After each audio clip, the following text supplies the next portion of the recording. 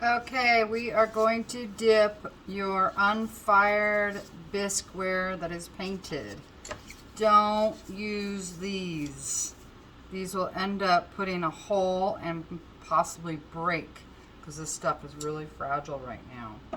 So what you're going to want to do is just try to get a hold of it somewhere where you feel confident enough to be able to go upside down. This one's challenging because it has a very round bottom.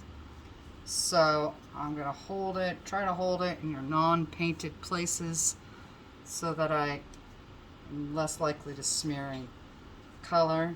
And so I'm going to go upside down. Try not to break off your horn. And where I didn't get, I'll get with a brush. Okay? I get the outside and then I pour in the inside, slosh that around, make sure it gets green everywhere, and dump that out. Okay? And for the rest that needs to be painted, I'm going to set it down on the rack and then brush on for the rest that got missed. Okay? On to the next piece. Now, if you are doing stuff that's fired, like this guy's fired, so you want to take your tongs and very deliberately on a light color, because dark colors scratch easier, get a hold of it and don't let this move and don't let go at all, because otherwise it'll release and do a little scratch. That's why I always put it on the light colors as opposed to the dark colors. So if it does scratch, it's less likely to be seen. Dip it, pour it out, let it drip, drip, drip, drip. While it's dripping, clean off the tongs. Please leave the tongs clean when you're done, because once this stuff dries on the tongs, it's like removing cement. And then we get it off the bottom as good as we can using our little thing of water, which this water is always distilled water, so that when we add this back into there after I filter it, it's distilled water being used in here, so it doesn't get stinky. Because if we use our tap water, it's got so much minerals in it that it'll make this mix stinky when it gets warmed up, which it's about to get warmed up tonight because we're doing a firing, okay? And then I'm going to go set this on the rack, okay? So that's basically how it's done. And just make sure you clean off all the tools when you are done, so that all this isn't cemented on. Like, I'm going to wipe this all clean when I'm done, but I've got your other ones I'm going to dip. So I'm going to dip the rest of your guys's, but I don't think you need to watch.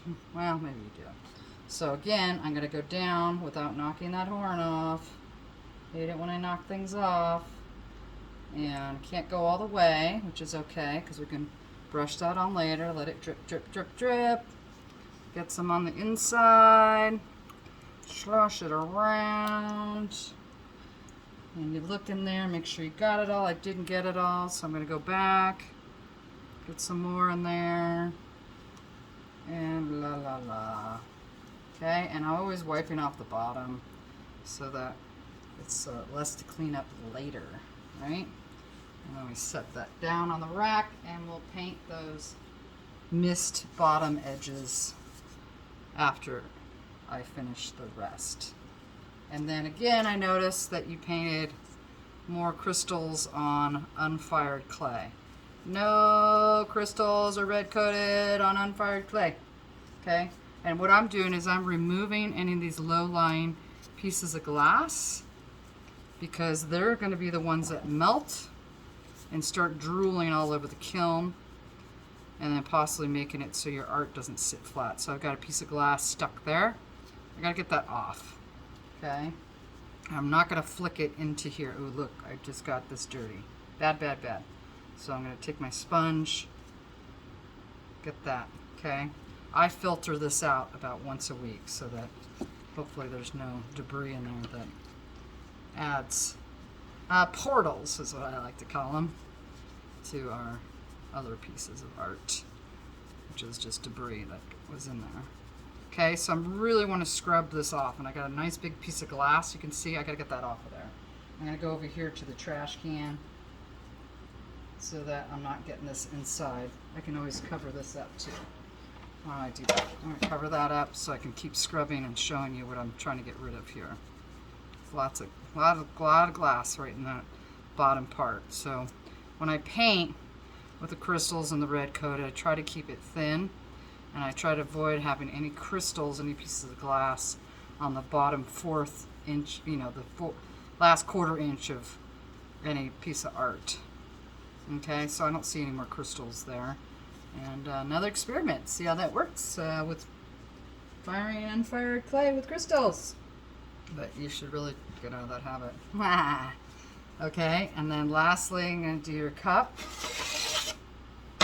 Again, I'm going to dip it on in, holding on to the bottom because you got a nice lip to hold on to here. Let it drip, drip, drip, drip, drip, drip, drip, drip, drip, drip, drip, drip, drip. And once it stops dripping, I'm going to pour in. And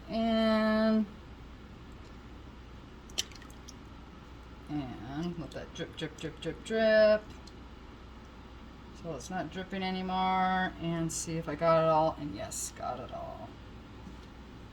Perfect. And then I always try to put my clean hand on the bottom and slide it onto the rack. Okay. So that ought to be enough to get you going so you can dip your own from now on. Yay!